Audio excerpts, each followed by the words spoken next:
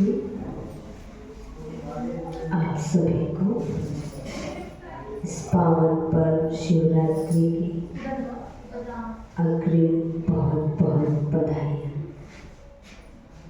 आज से 2 दिन बाद हम सभी इस पावन पर्व को मनाएंगे।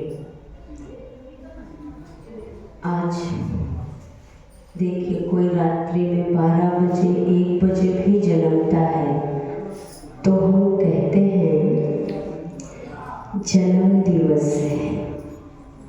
सभी का रात में 12 बजे जन्मे, 1 बजे जन्मे, 2 बजे जन्मे, 11 बजे जन्मे, पर कहने को कहते हैं जन्मदिन है। श्री कृष्ण का जन्म रात्रि में 12 बजे हुआ, फिर भी कहते हैं कि जन्माष्टमी। परंतु एक शिव परमात्मा ही ऐसा है जिसके जन्म दिवस कहो या उनका विवाह का प्रसंग कहो, दोनों ही एक उत्सव के रूप में हम मनाते हैं, परंतु उसमें रात्रि शब्द का उपयोग किया है। तो हम हर बात में कुछ ना कुछ लॉजिक ढूंढते हैं कि ऐसा क्यों, किस लिए। तो क्या इसमें नहीं विचार चलता है कि आखिर ऐसा क्यों? तो मैं एक छोटी सी कहानी सुनाऊंगी, आप चेक करना कहीं ऐसा है तो नहीं। एक माता जी थी, उन्होंने अपने घर में एक बिल्ली पाल रखी थी। थोड़ा इसको स्लो कर दो, वैल्यू बोल दो भाई। क्या था कि वो जब पूजा करने बैठती थी तो पूरे परिवार को लेकर के बैठती थी। तो जब माता जी पूजा के लिए बैठती थी तो स्वाभाविक सी बात है, जब हम पूजा में बैठते हैं तो नेत्रों को बंद कर लेते हैं। तो जैसे ही सभी नेत्रों को बंद करते थे तो बिल्ली आती थी और दीपक में जो बाती होता था उसको खा के चली जाती थी। तो माता जी परेशान थी, परंतु उनको बिल्ली से प्रेम भी था क्योंकि पाल रखी थी, तो वो उसको छोड़ भी नहीं सकती, और छोड़ती भी तो वो जाती भी कहीं नहीं थी। थोड़ा समय बीता, माता जी के बेटे का विवाह हुआ और बहू आई। तो जब पूजा के लिए बैठी तो क्या देखा कि माता जी ने पहले बिल्ली को पकड़ा, और युक्ति रचनी पड़ती है ना, तो उन्होंने युक्ति बनाई थी। पूजा करने चलती थी तो पूजा से पहले बिल्ली को ढूंढ के लाती थी और उसको बांध देती थी, बांध कर फिर पूजा शुरू करती थी। तो बहू ने देखा कि माता जी आती हैं पूजा के लिए तो बिल्ली को बांध देती है, बांध कर फिर पूजा शुरू करती है। तो अकस्मात ऐसा हुआ कि बिल्ली ने भी शरीर छोड़ दिया और माता जी ने भी शरीर छोड़ दिया। बारी आई बहू की, क्योंकि बड़ों के जाने के बाद पूजा छोटों को करती है। तो बहू को तो स्मृति में था ना कि माता जी पहले बिल्ली को बांधती है फिर पूजा करती है। तो बिल्ली घर में नहीं थी, तो वो क्या करती थी, वो घर घर जाके सबको पूछ रही थी, आपके घर बिल्ली है, आपके घर बिल्ली है। तो सब कहे कि बिल्ली तुम्हें क्यों चाहिए? तो उसने कहा मुझे पूजा करनी है। तो बोले कि पूजा और बिल्ली का क्या कनेक्शन? तो उसने बताया कि जब मेरी माता जी पूजा शुरू करती थी तो पहले बिल्ली को लाके बांधती थी और फिर पूजा शुरू करती थी। अब जब तक बिल्ली नहीं बांधूंगी लाके तब तक मेरी पूजा संपन्न नहीं होगी।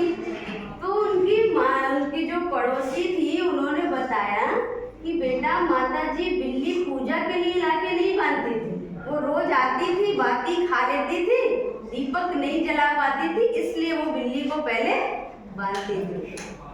तो विचार करने की बात है, कहीं हम भी तो ऐसे नहीं लोगों की कहते हैं कि ये समय ऐसा है, परंपरा से ऐसा होता आ रहा है, हम देखते आ रहे हैं, हमारे बूढ़े बुजुर्ग करते आ रहे हैं तो हम भी ऐसे कर रहे हैं।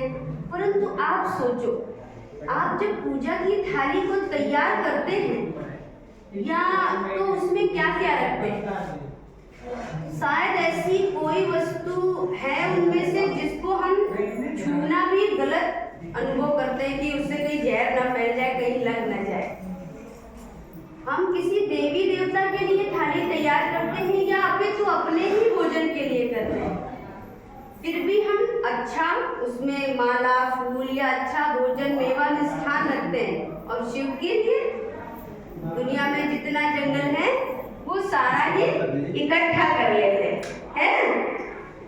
तो रात्रि शब्द क्या है?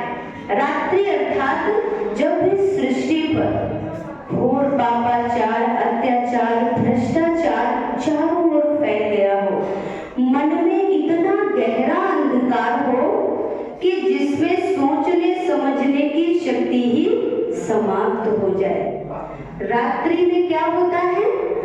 हम संसार के जितने घृणित कर्म हैं या बुरे कर्म हैं वो सब रात्रि में ही किए जाते हैं, परंतु आज के समय में दिन और रात दोनों समय कभी भी होता है। जो रात्रि में चोर चोरी करते थे, आप तो रात चलते दिन में भी चोरी होती है, गलत कर्म होते रहते हैं। तो वो कौन सी रात्रि की बात है, किस समय की बात है? तो जब गीता में वर्णित है यदा यदा हि धर्मस्य ग्लानिर्भवति भारत अभ्युत्थानम् अधर्मस्य तदात्मानं सृजाम्यहम्। अर्थात इस सृष्टि पर जब अति धर्म ग्लानि हो जाती है, पापाचार, अत्याचार, भ्रष्टाचार सृष्टि पर बढ़ जाता है, घोर अंधकार, जब मन के भाव एक दो के समझ नहीं आते हैं। आप सोचो, आप जिन घरों में रहते हैं, दिन के 24 घंटे हम कितनी बार उस रास्ते से आते जाते हैं, परंतु यदि चारों ओर ये जो लाइटें हैं ये ना हो, रोड पे लाइट ना चल रही हो, चारों ओर अंधकार हो और आपको कहा जाए कि आप अपने घर जाओ, तो शायद हमारे लिए घर तक पहुंचना संभव नहीं हो पाएगा, जबकि हम वहीं जन्मे और वहीं रहते हैं। इसी प्रकार आज इस सृष्टि पर मनुष्य के कर्म, बोल, चाल, विचार, हाव भाव सब में इतना अंधकार, इतनी गंदगी, इतना भाव स्वभाव का परिवर्तन हो गया है कि आज हम चाह कर भी जो मैं हूँ, यथार्थ मैं कौन हूँ, कहाँ से आई हूँ, मेरे जीवन का वास्तविक अर्थ क्या है, ये संपूर्ण ज्ञान को हम भूल गए। जब मनुष्य ये सब भूल जाता है और इस सृष्टि पर सुख शांति के लिए भटकने लगता है, जब मनुष्य काम, क्रोध, लोभ, मोह, अहंकार से भर जाता है, तब परमात्मा इस सृष्टि पर अवतरित होते हैं। कहते हैं ज्ञान सूर्य प्रगटा, अज्ञान अंधेरा विनाश। तो कौन सा ज्ञान और कौन सा विनाश? तो हमारे अंदर क्या है?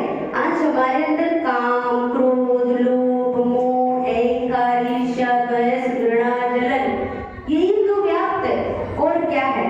और एक दो को समझने की शक्ति ही समाप्त हो गई है। कल हम एक प्रोग्राम में गए थे तो एक भाई जी बगल में बैठे थे, हम लोग बात कर रहे थे तो कह रहे थे आज मनुष्य के जीवन में मान, सम्मान और प्रेम ये समाप्त हो गया है, रह गया है तो केवल अहंकार।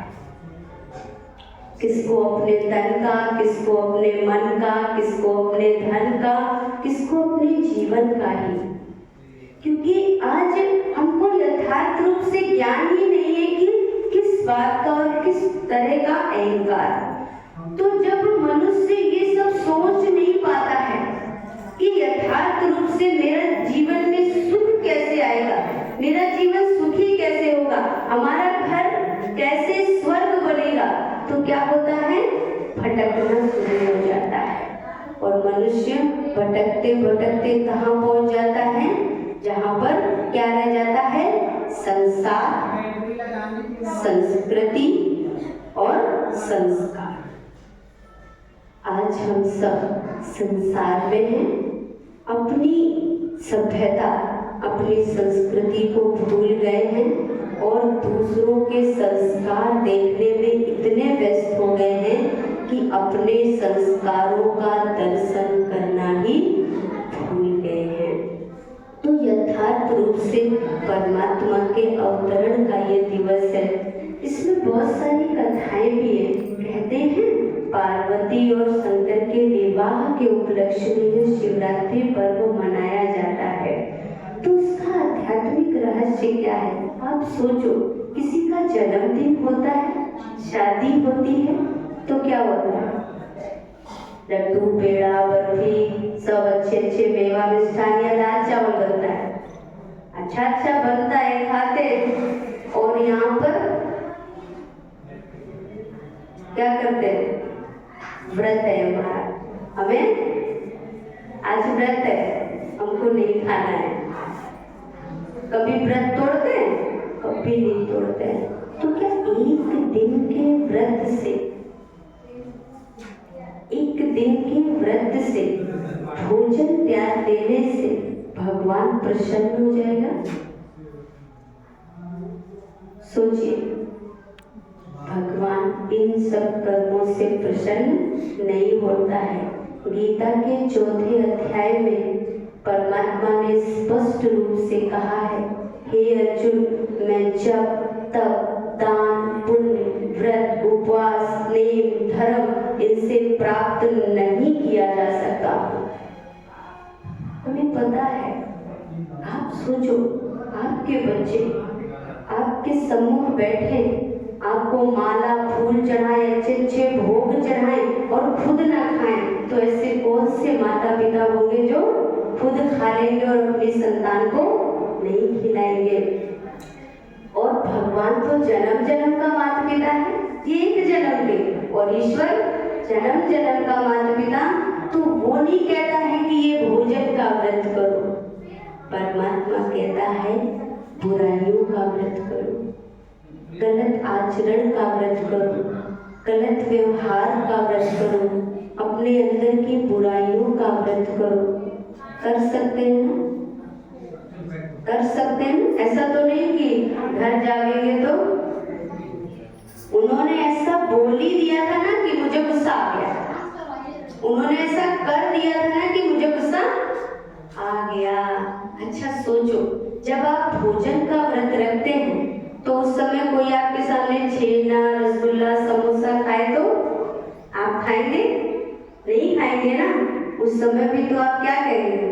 आज मेरा व्रत है, आज कुछ भी हो जाए मुझे खाना नहीं है। वैसे ही कुछ भी हो जाए लोग तो खाएंगे। अब मेरा व्रत है, सबका तो व्रत नहीं है ना, तो सब तो खाएंगे ना। तो मैंने व्रत लिया है कि मुझे अपने आचरण को शांत, सुखी, सभ्य रखना है। बाकी दूसरों का आचरण क्या है, व्यवहार क्या है, उनकी बातचीत क्या है, उससे मेरा कोई कनेक्शन नहीं होना चाहिए। क्यों? क्योंकि मेरा व्रत है बुराइयों का, गलत व्यवहार का, आचरण का।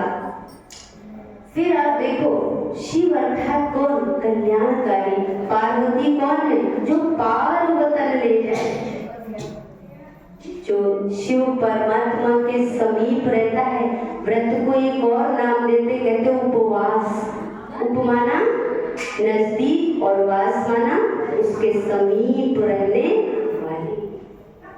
उपवास का अर्थ जो पार वतन ले जाए, ईश्वर के समीप ले जाए, वो पार्वती मुझे बनना है। फिर आप देखो, शिवरात्रि पर हम थाली में कितना कुछ चढ़ाते हैं। अग, धतूरा, बेलपत्री और गन्ना, कितनी सारी चीजों को भगवान पे समर्पित करते हैं। आप बताओ, अग के फूल में कोई खुशबू है? कहाँ खिलता है? कीचड़ में, जहाँ पर बहुत कूड़ा कचरा पड़ा होगा, वहां से तोड़ के चढ़ा देंगे। तो भगवान ने कहा, आज हम सब फूल के जैसे तो दिखते हैं ना, जब ब्यूटी पार्लर होके आते हैं तो फूल के जैसे दिखते हैं।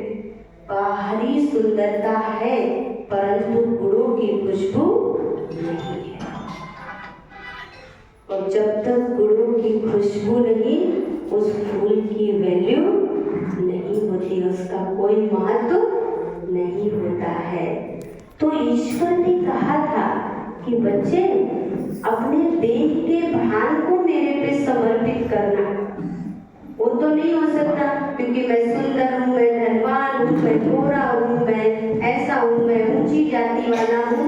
अनेक प्रकार के देह अभिमान हमारे में भरे हुए हैं, तो गुणों की खुशबू आए भी कहाँ से? तो बाह्य रूप से हम सुंदर हैं और किसी रूप से नहीं। परंतु कहते हैं बच्चा कैसा भी हो, परंतु माता पिता उसको स्वीकार करता है। इसीलिए अन्य देवी देवताओं को तो हम क्या करते हैं, बहुत सुंदर मेवा मिष्ठान, अच्छे गुलाब के फूल, मोतिये के फूल तोड़कर लाएंगे और उनको अर्पित करेंगे। पर शिव पर हम आग का फूल अर्पित करते हैं, क्योंकि परमात्मा के लिए हम सब एक समान हैं। भगवान जिन्हों में कोई गुण नहीं है ना, उसको भी स्वीकार कर लेता है। तो भगवान ने कहा अपने देह भान को मेरे पर अर्पित करो। वो नहीं हुआ तो क्या किया, आग का फूल चढ़ा दिया।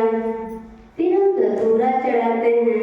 धतूरा देखो कैसा होता है, ऊपर से कांटेदार, अंदर विष और बदबू। उसको फोड़ोगे ना तो बदबू आती है, परंतु परमात्मा उसको भी स्वीकार कर लेता है।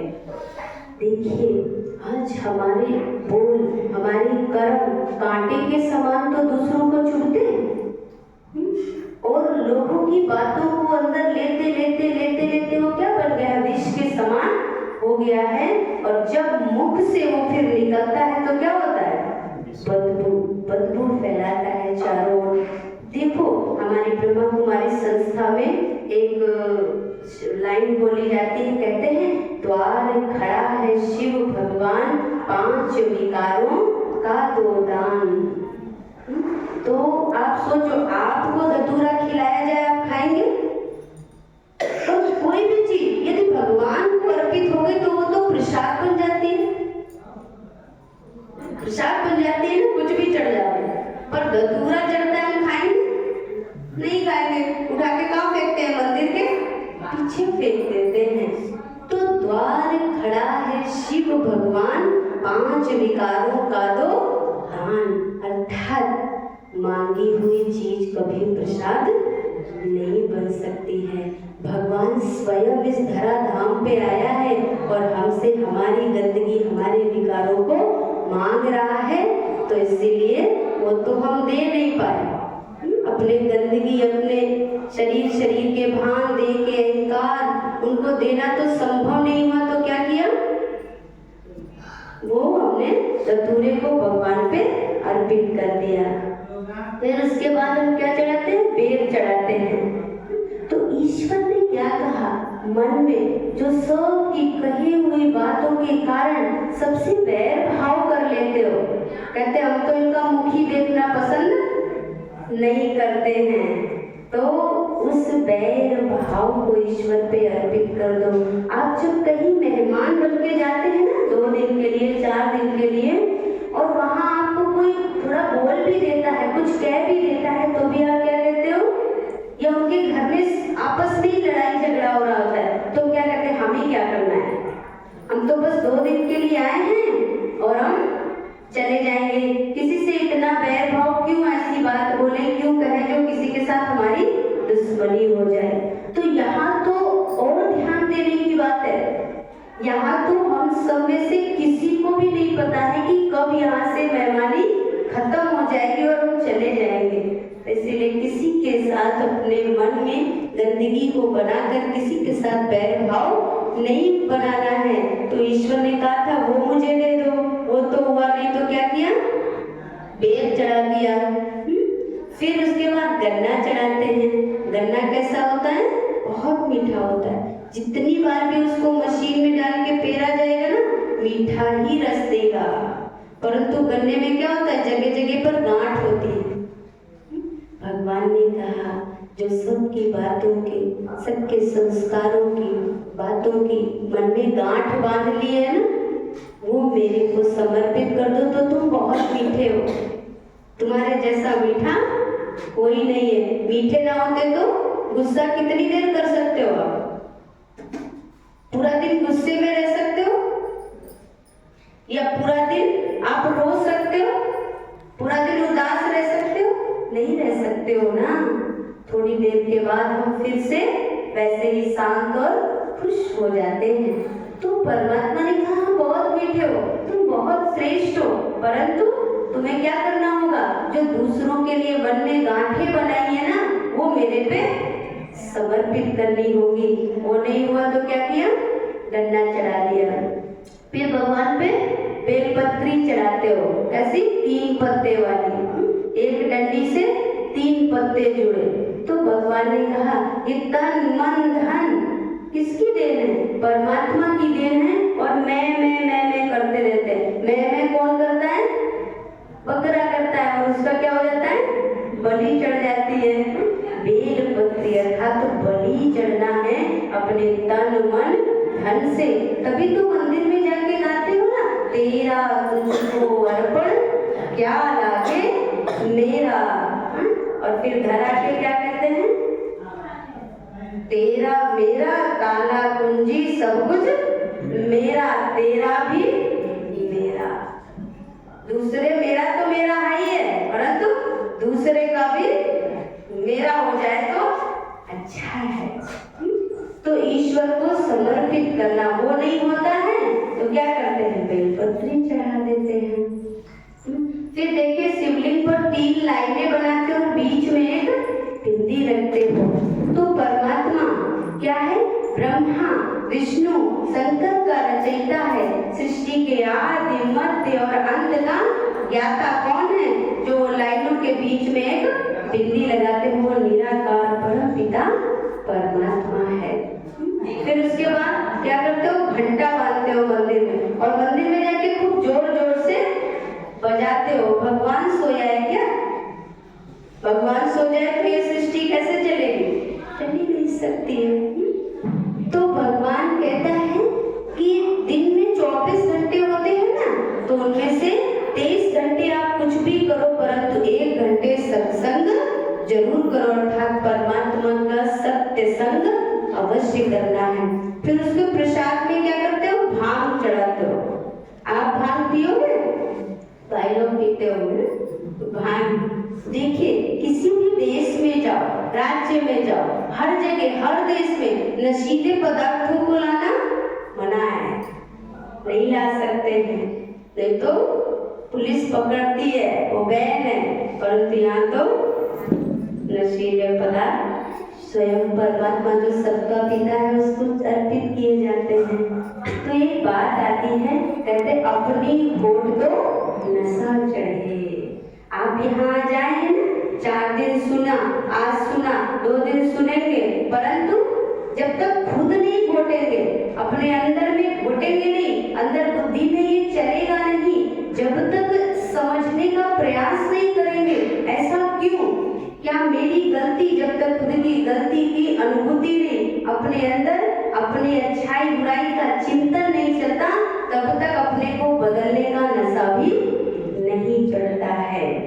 तो मैं एक कहानी सुना के खत्म करती हूँ कि एक साहूकार थे, तो उनको क्या था, इतना व्यापार में व्यस्त रहते थे ना कि उनको कभी भी ये धार्मिक कार्य पूजा पाठ में जाने का समय ही नहीं होता था। एक बार ऐसा पड़ा कि उनका स्वास्थ्य बिगड़ गया और घर पे थे, और उनकी पत्नी बहुत धार्मिक थी। तो उनको लगता था मैं करती हूँ और ये नहीं करते हैं। तो उन्होंने कहा कि आज बगल वाले घर में कथा है और आज आपको छुट्टी भी है, स्वास्थ्य भी नहीं ठीक है, थोड़ा भगवान का नाम सुनेंगे तो आपको अच्छा अनुभव होगा।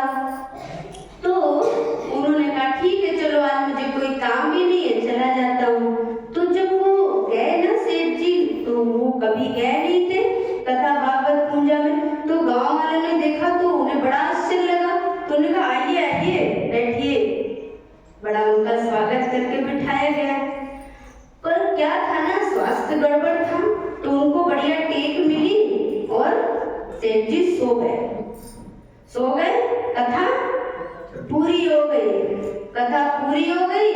तो फिर जब सब चले गए प्रसाद लेके, तो भाई जो दरी उठाने वाला था ना, उसने जगाया उनको, सेठ जी उठिए कथा पूरी हो गई। बोले पूरी हो गई। बोला उठिए जाइए। तो उनको लगा अच्छा ठीक है, घर गए।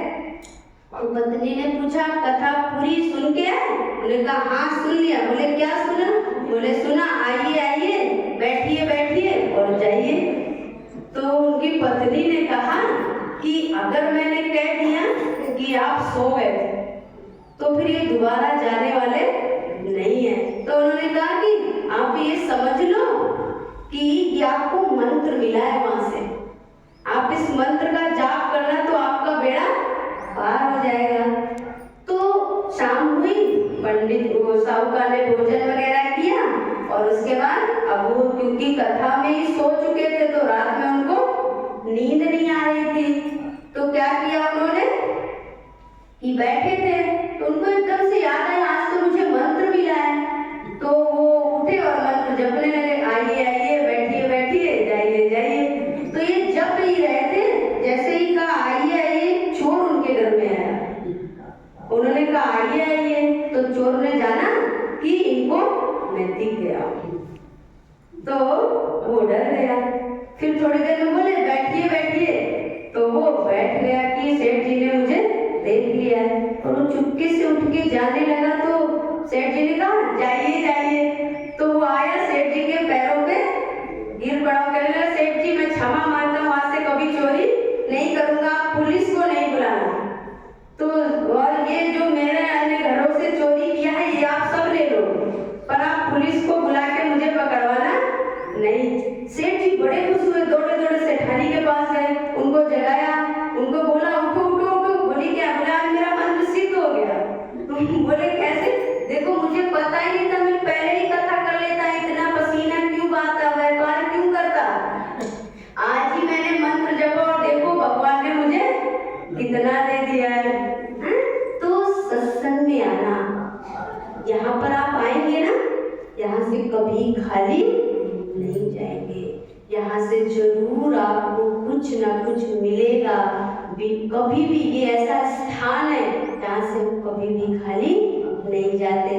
तो हमें समय निकालकर यहाँ पर आना चाहिए। यहाँ पर 7 दिन का कोर्स होता है जिसका कोई शुल्क नहीं होता है। आप आकर 7 दिन का कोर्स कीजिए और अपने जीवन को श्रेष्ठ बनाइए। इन्हीं शुभकामनाओं के साथ ओम शांति।